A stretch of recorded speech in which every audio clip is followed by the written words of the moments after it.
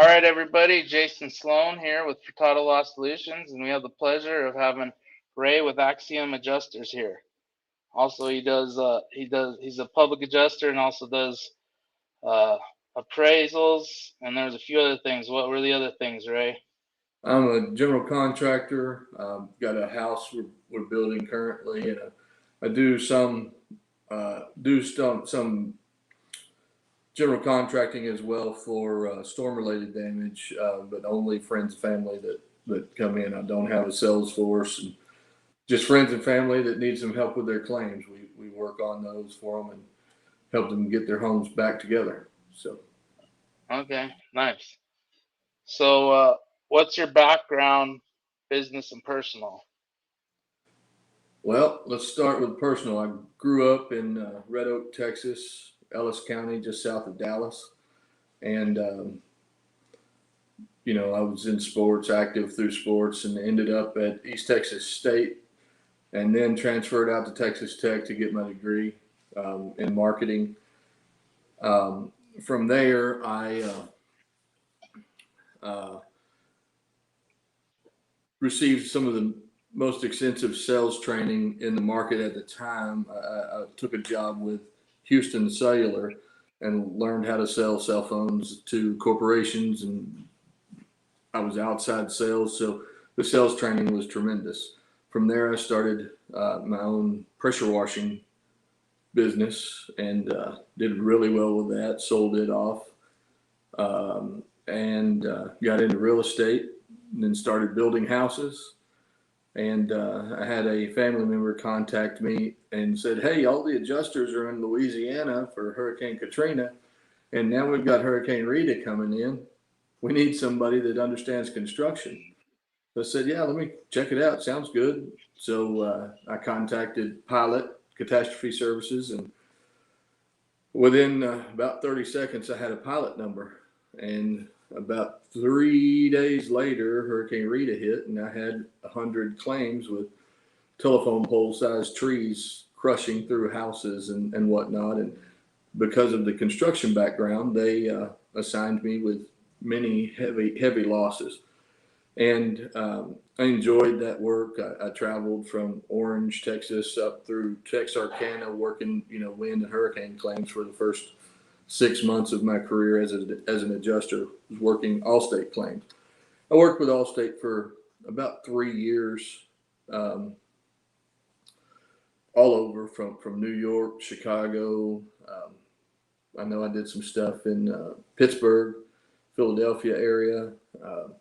Enjoyed that. But my little girl was about 4 after Hurricane Ike hit, and she called me and said, "Daddy, I want you to come home." And it wasn't a month later that I was out of that and into the general contracting, storm restoration, reconstruction business. And a fellow with the Texas Farm Bureau decided he wanted to give $1,000 cosmetic allowance on a $25,000 metal roof that I already had under contract. And I shortly thereafter received a letter from the Department of Insurance, Texas Department of Insurance, a cease and desist letter saying you need to stop acting as a public adjuster without a license. So I contacted them, and they said, "Well, why don't you get your license?" So I did, and from that point forward, we've gone from a lot of general contracting to a lot more public adjusting, appraising, expert type witness, consulting. I'm on the phone many months, over 10,000 minutes a month, just discussing claims and details and helping guys and gals navigate the process that they run across through this business. So it's kind of everything I've done has built on itself to help me be better. Okay, great. So, so when was it that you got into the business again? Uh, so as an adjuster, it was 2005, September of 2005, with an emergency license, and go try to help these people after Hurricane Rita. As In 2008, December of 2008, I started my general contracting company. And then shortly thereafter, we had a huge hailstorm hit Austin, Texas. And we traveled down there and picked up a lot of work and built our, built our business ultimately out of responding to disasters and helping clients, get their properties put back together and doing it right without cutting corners. Um, that's one of the things that's different of how I try to differentiate myself, and part of that is how I began supplementing so hard, and ultimately ended up as a public adjuster because of it. Mhm. Because many of the adjusters we ran across, especially during that first storm, um, similar to how it was when I was at Allstate, their hands were tied. They couldn't do certain things in the field, so they needed they needed a reason to add to the claim, and you had to find the reasons. Documentation is one of the key things that I preach around here. If you don't have 100 pictures, you don't have a file. Mhm. Um, Exactly. so I mean, that's almost it's more important than the contract sometimes. There's clients that I'm courting at certain times that I'll go out and take several hundred pictures of, and I don't even have it under contract yet. But it's Mhm. important that the photos be there. So Well, we have a comment from Jared Allen. He said to say what's up. hello. All right, so I'm gonna put up on your website your what you were telling me. Helping insurance companies keep their promise one claim at a time. You want to go into that? Yeah. So my first interaction with an insurance claim was on my grandmother's house, and there was a small fire in there, and as a contractor only at that time, this was before I had any insurance training. As a contractor, I couldn't perform the work for the dollars that were there. So I had to figure out ways to explain to them with photos and things that are common, to show that we're not dealing with 2x4 walls. We're dealing with 2x6 walls. And then, so I took a dollar bill, put it on the 2x6, and showed that it was a dollar bill. That's 6 inches, roughly 6 inches. And it took them a while, but we were able to get that out of there, get a decent amount out of that claim. Ended up just bulldozing the house and building another one. But it, it's a, it was first it was about helping my grandmother, and then in the adjusting side, when I was working with Allstate, I liked helping the folks, help them to be the adjuster that helped them become whole again. Um, and many times it's not the adjusters that we run across in the field now on this side that um, they don't know better. Sometimes they're not they've not been in the construction industry long enough to Mhm. understand that certain details need to be included in the estimates, and that Exactimate doesn't represent all of the items that can come into play in the reconstruction of a property. And So, also the pricing. It's Exactimate is meant to be customized. It even states it on their website and their white paper. And you use that. We use it also. We look at what companies' true costs are, not just And the thing is okay. If I'm not a GC, but I still deserve to get paid fairly, we can build those profits in on our side. And I've seen, obviously we worked together on a few claims, so I've seen where you know how to do that as well, do custom line items as well. well, you almost have to. So I've got a claim that I'm working on in Amarillo. That's a Ludowici tile roof. There are so many components on that tile, that clay tile roof, that are not in Exactimate. Just one line item, for instance, the manufacturer on their estimate states that delivery is $3,300. That's just to get it across country to where it needs to go. That's a pretty big deal, and adjusters can't hardly add that. You Mm-hmm. know, even with the documentation, oh, there's no way, that's unreasonable. I mean, and we just got to figure out a way to bridge that gap, and that's part of why I'm helping insurance companies understand where we're at as contractors and what it takes to really do this without having to cut corners. Mm-hmm. One you mentioned one of the white papers, the overhead and profit white paper, has been a key to success that I've had for the clients that I represent. That paper talks about general overhead expenses, and it also talks about job specific overhead expenses, and that all of those job specific overhead expenses should be added to an estimate as a separate line item. Wow. And one of their examples, their first example, is project supervision. I mean, and one of my lines that I use a lot, and it gets a little bit of a few laughs, I would say. Is I Dream of Genie going to be the general contractor on this job, and the material just show up, or is it going to tear itself off? Those sort of things that are overlooked, or that's included in the pricing. Well, show me in the line item where it's included in the pricing, and I'll be glad to move off of my position. And Mm-hmm. ultimately, I believe everybody wants to have a fair settlement, and that's kind of, if I'm able to reach a fair number, that helps the insurance company keep their promise. That that's Yeah. that's where we came up, and why we use that line on our website. Yeah. So, and you and I have dealt with some interesting situations.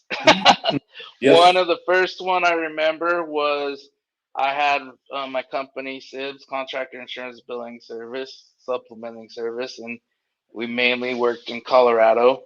And had a contractor had his own supplement team, but he had a difficult one. Sent it to me, and I got on the phone with you and I sent you all the pictures, and you're like, yeah, they should be paid for this. And it was a job that was going for sale. And so it was one that you got paid for after the roof was done, roof house was sold, and everything else. It was just a process, you Yeah, know? we just had to go through the process and get the insurance company to do what they promised to do in the first place. Um, Exactly. and there's a lot of different policies out there that exclude and include certain things. So understanding the policy language is a key. I've had guys that have wanted to supplement for stuff, and those things simply aren't covered in certain policies, and Hmm. it's hard to let them know that, but sometimes. So I've got a claim in Houston right now that during our investigation we realized that about 40% of the claim that's being made was a result of a different cause of loss. Immediately, once I realized that, it came out of my estimates, and I think that's the try to do the next right thing, even if it doesn't make your client happy. Yeah. So Well, and a lot of times, well, I mean, we've run into that too, but typically the insurance already knows, and they've said that. So sometimes you're basically working two claims into one type of thing. Like, okay, yeah, you paid for half a roof this time, and unfortunately it wasn't supplemented right in the first place, but hey, you got to get that. Okay, let's get this combined and let's get that right number. And I've dealt with that plenty of times, but well, and this one wasn't a roof. It was a air conditioning overflowed and damaged various rooms in the interior. It was pretty hmm, extensive damage, but that's not a result of the roof claim. So I had exactly. to separate those, and all right, this cannot be from this. There's no openings near it within 10 feet. There's not even a vent that could allow water in. And the overflow pan's rusted out and it's directly above where the water is. I mean, at certain points, you have to look into the reality of the claim. So, Yeah, and that goes into honesty on the supplements and everything. Like, don't be putting stuff in there that's not going to get done. And you know, hey, there's a reason why the insurance pushes back, because they're when they do those investigations, you and I have both probably, I know I have seen, and I'm sure you have, where you've worked on a claim for somebody, and then you just happen to be driving by the house, or say it was that you get it, and then they do the roof, and there's stuff they didn't do. Like, oh well, they didn't replace the drip edge, or they didn't replace oh, half of this stuff, and you're just like, how am I going to supplement for you when you're not doing, well, and the excuse I got from one contractor was, well, the salesman's doing the orders. So why isn't anyone double checking the orders? right. I Like, had one company over in Fort Worth, and I actually just spoke about this claim with a pretty prominent appraiser in the DFW market. I don't have permission to release his name, or I'd tell hmm you about it, but we were talking about it yesterday, and that was the cause of the split between that construction company and my firm, because I was trying to supplement for all of the components, the proper components to repair the home properly. And they were just slapping shingles on. No drip edge, they weren't doing all of the rest of the stuff that they needed to. And I've even had a couple of times with them, they left the gutters on, didn't even take the damaged gutters off. It's like, really, guys? So that's one thing that the contractors need to know. Document the information. Get your photo documentations. Take notes while you're there if you need to, um, and follow through. If it ends up on the insurance paperwork, do the work. The gutters, the drip edge, the step flashing. We really need to talk to Exactimate to try to get them to add some other line items. I mean, there's no removal line item for step flashing, and that can be very cumbersome. Then you get into the siding that counter flashes that very often.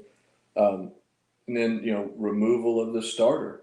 I mean, that doesn't I Dream a Genie off of the roof either. It is, it has mass. It has, you've got to take it to the dump. It takes up volume in your dumpster. Um, it, hmm it costs to remove those components. Um, hmm but nobody wants to address it. Removal of underlayment, whether it be, the new synthetic underlayment or felt. I've got one roof that I just recently did. We tore off the roof, and it had 4 layers of felt. Yep. So, my contractor charged a tremendous amount of money to remove those, and it took a 1-day job into a 2 full day job because of the 4 layers of felt. And what was really bad is the oldest layer of felt was just basically it would fall apart in your hand. You'd had little pieces, little tiny pieces, so the cleanup was tremendous. And that's part of why the contractor charged a tremendous amount of more money on that job, was because of the felt and the age and degradation of the felt. So Yep. Just like when you got multiple layers of shingles and you got that just falling apart. Some yeah, guys think it's easier, but it's like, have you ever had to deal?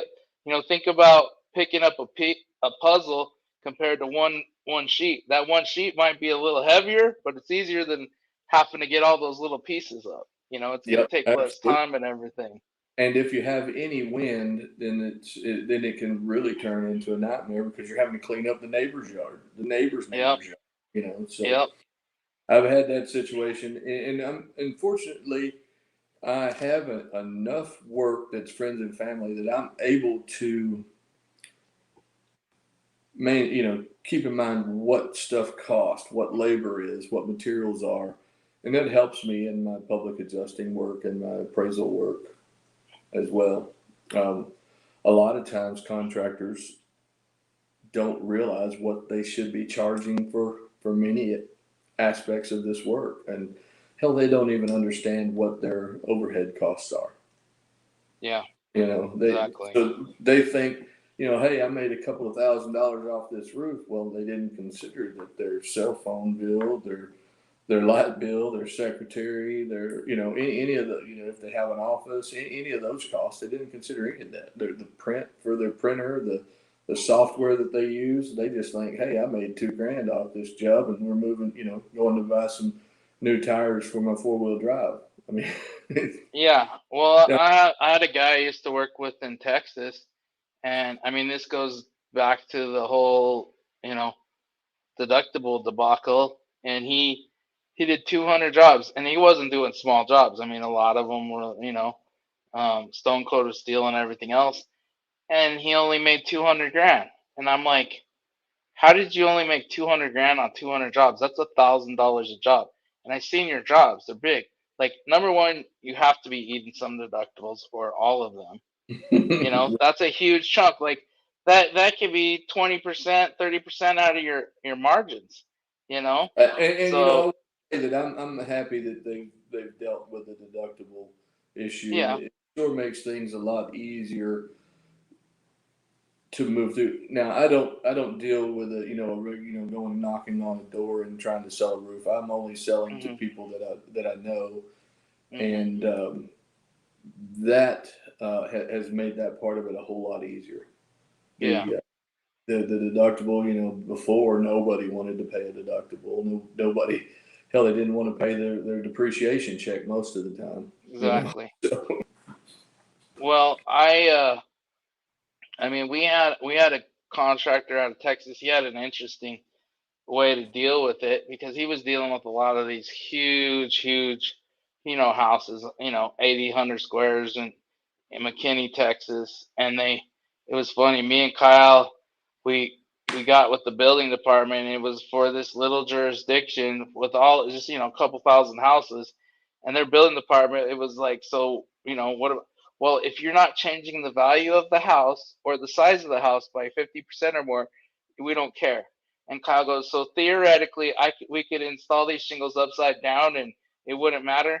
Well, we'd prefer you didn't, but that's between you and the homeowner. Like that obviously, it's gotten a lot better, and we weren't used to that because in Colorado, it's not like that. I mean, yeah, we have little spots, but I'm sorry, if you have $1 million plus house, come on, are you serious? And they don't back up anything in your area. It's a little ridiculous. And I know it's got stepped up in Texas, which is good.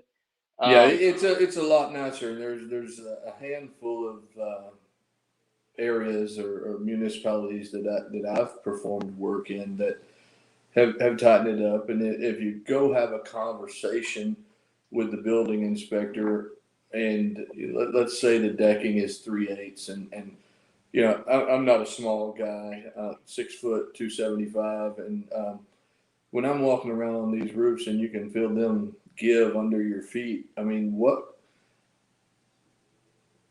with a 3/8 deck and old shingles, that deck is moving too much to be safe. And mhm. one of the things I've used in arguments with the insurance company at certain points is what about the fireman in full gear? What does he weigh? Probably a little bit more. So some of them a little less than I do. But if they're moving around on that roof to try to, you know, just put a fire out, what have you, and they end up in that fire down on the ground and you know, on the floor inside because the roof is not safe, that's not okay with me. If I've been out there and inspected it, I at least I'll try to go get a red tag from the city if necessary Yeah, to do the job properly and ensure that anybody that steps on that roof after me is not going to be in danger. So I yeah, think we each and when we pull a permit, we promise that we're going to follow the rules and laws of that jurisdiction. And a lot of contractors don't realize that they're making that promise. They don't look at it that closely. Um, mhm. you know, in some other jurisdictions, Harris County or Houston in particular, if you remove 100 square foot of shingles, you've got to remove the entire roof and inspect the entire deck, and all of the flashings have to be replaced. All, not some, all of them. And that's the same way in a lot of areas in the U.S. and most of these guys don't know. It's like, hey, get with your building department and find out the rules, you know. And thing is okay. So you get a wind claim and they paid for a certain amount. Okay, you need to do this. All of a sudden, that turns into a full roof instead of Yeah, just it part of very a roof. because in part would be the relationships. You know, you and I don't talk every week or even every day. You know, maybe once every 2 or 3 months. But I know that you know what you're doing, and I know if I had something that I needed to call you. So they've got to build relationships similar to the one you and I have to Hmm. with the building inspectors, and they need to know, hey, I want to do this job right. If I'm doing it right, I'm going to get paid right, which means I can keep my business in business over time and do more work and build our relationship even more. Hmm. That a lot of folks are taking the short route, and Hmm. uh, it really causes more harm than good. And I wish they would go a little bit different direction. So All right, yeah. Oh, and then so we also had that other claim where you were the PA on for one of my clients, and that was interesting. It was about to settle, and then you had to go to appraisal, and then the law had changed in Colorado, and you had to yep. navigate that situation as well. So we had to bring in another appraiser, get it done. I mean, we ended up with enough money to take care of the job, and Hmm. we've had several that have turned out well, but they take time. Sometimes that process takes a lot of time to navigate through, um, Hmm. and a little bit of that. And one of the things some of my other colleagues and I are talking about, and first in Texas, and then maybe we've got to figure out how to bring the time closer, to settle these things faster. And we're getting ready to set up we haven't even come up with a name of it yet, but a meeting for appraisers in Texas, where everybody from every side is welcome to discuss how we can, close the gap between the sides. And I realize that I um, have been looked at as one of the guys on the far right because I'm asking for everything. But I think the part of the reason why I'm asking for everything is because I understand what's been purchased, the policy that dictates the appraisal clause or dictates the settlement of the claim. Hmm. And, the understanding of that helps me to position the property, not necessarily the client, but the property to be properly repaired. The Exactly. client could be a company, a person, it doesn't matter, but we Hmm. need the property repaired so that it's made whole rather than, I look at it a little different than some. And I think that's been part of why I've been successful in helping these insurance companies keep their promises. Yeah. So any other interesting situations come up? Oh, I mean, obviously you got plenty of stories, but is there anything offhand? yeah, I have a lot of stories. Ultimately, if you can, so there was a time when I was early in the appraisal business, and I've been doing appraisal since about 2013, 2012. I may have had my first one, but there was a time where the older guard felt like they needed to teach me lessons, and one of them, it backfired pretty bad on him, and then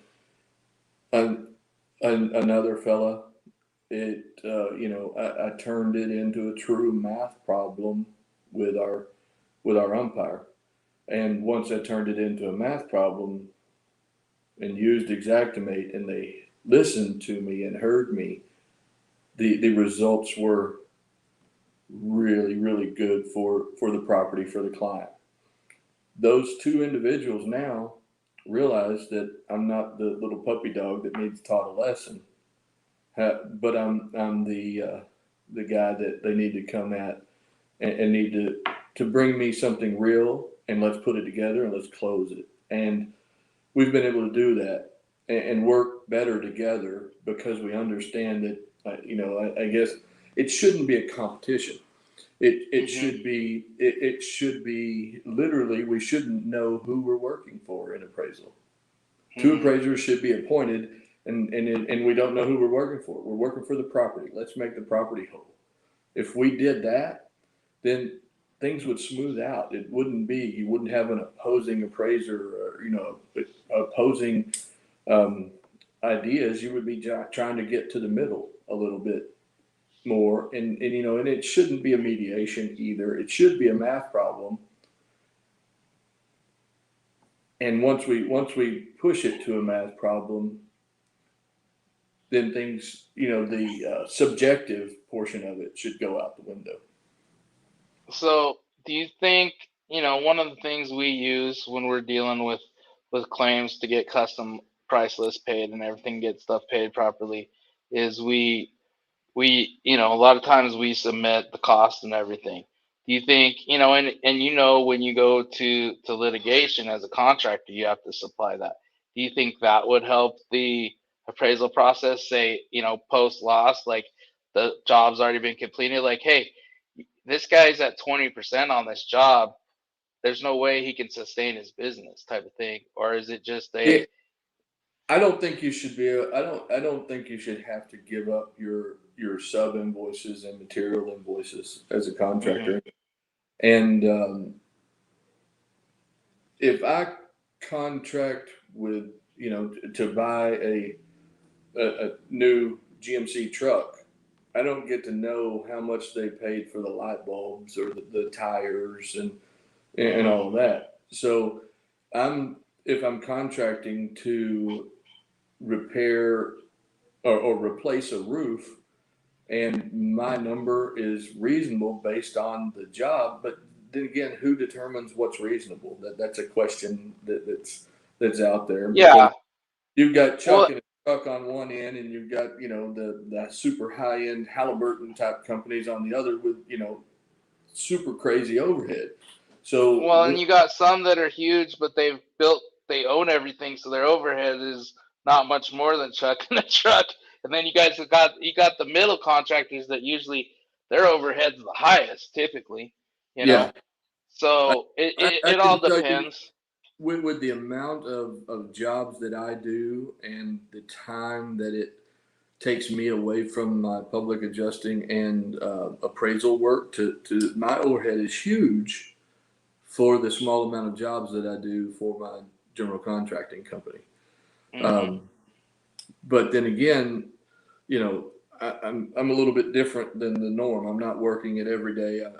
That's Hmm. not what I'm depending on to provide for my family and the family of the Hmm. folks working with us. So it is it's a side gig, or I guess the new term is side hustle Yeah. for out in the market. But working through, again, documenting the claims. If a contractor's out there going to refer stuff to you guys or refer stuff to me, the more pictures, the better. And if you've got things that are going to be, things that need to be addressed, like a first impression kind of thing, and they're investigating, write it down before you forget it or record it. Exactly. That helps.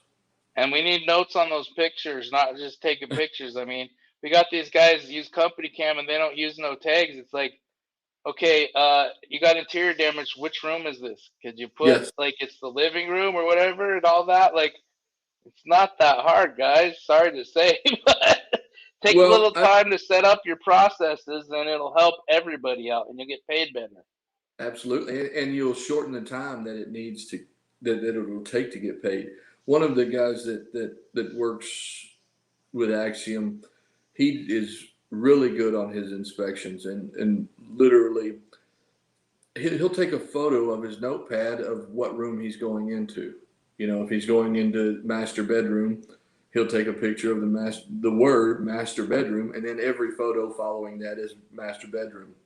If he goes into the laundry room, I mean, we know what a laundry room is, but it could be an extended room, big room. Every house is a little bit different. So Mm-hmm. he separates his photos with information to be able to show you where it's at, and those are really really good when I'm working on the estimates, or when one of our other folks are writing the estimates. The other thing that I've found, in company cam, I do not use company cam, not any particular reason, and just haven't moved that direction yet. But if you're taking photos with a phone, Android has been really good. That's what I've used over the years for photos of jobs. Their cameras have been better throughout the years than the iPhone cameras. But I've also got it connected with Dropbox, which will automatically upload those into the cloud. So I could have Tom in Guadalajara taking pictures, and they're uploading to my office, Mm-hmm. and my office can put them where they need to go so that they can be worked on by a third party immediately. It's similar to my understanding of what company cam does, but you Yeah. need that gives you redundancy and backup. If you lose your phone in the bottom of the lake or what have you, Mm-hmm. the photos are still there, and you can use them. So you basically set up with some sort of cloud storage. That would Mm-hmm. be, if I can give you some advice on the photos, that would be, set it up with cloud storage where it automatically uploads while you're driving to the next job, or driving to your kids' ball practice. That will help. All right. And then from LinkedIn, Steve Sykes says great stuff. So thanks, Steve. Thank you. So we're gonna wrap things up. So if you want to get a hold of Ray, you can contact him on his cell at 972-261-4321. Don't be put off if he doesn't answer. He's probably dealing with something else. Me and him talk every once in a while, and we play phone tag with each other, and we just know how it is. And most of us in the industry understand that. You can also email him at info@axiomadjusters.com, and their website is axiomadjusters.com. If you need help with your supplements or estimates, you can contact me at 720-702-1938, and email me at jason@furtadolaw.solutions. So thank you again, Ray, for all your time and your Thank you insight, for and I'm sure we'll have you on again in the future. Absolutely. Thank you.